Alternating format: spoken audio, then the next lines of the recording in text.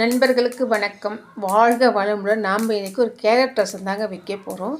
எண்ணெயும் கடுகும் போட்டாச்சு, பொரிச்சிட்ருக்கு. இப்போ நம்ம பெருங்காயம் போடலாங்க. பாருங்க, பெருங்காயம்.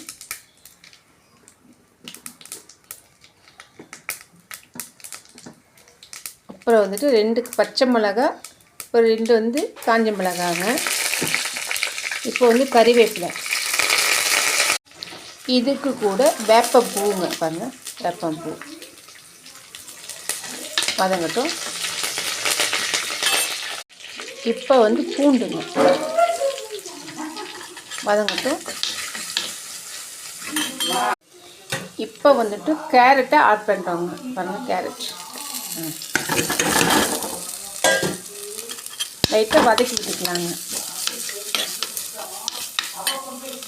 ஃப்ரெண்ட்ஸ், 2 தக்காளி, ஒரு நெல்லிக்காய் சைஸ் புளியை கரைச்சி இதில் ஊற்றிட்டேங்க. உப்பு போட்டாச்சு, மஞ்சத்தூள் போட்டுக்கலாங்க. பாருங்கள், மஞ்சத்தூள், சீரகத்தூள், கொத்தமல்லி தூள், மிளகுத்தூள் எல்லாமே பொடியாக அரைச்சி வச்சுக்கலாம். அது எல்லாமே போட்டுட்டுங்க. இப்போ கலந்து விட்டுக்கலாங்க. கொதிக்கட்டுங்க.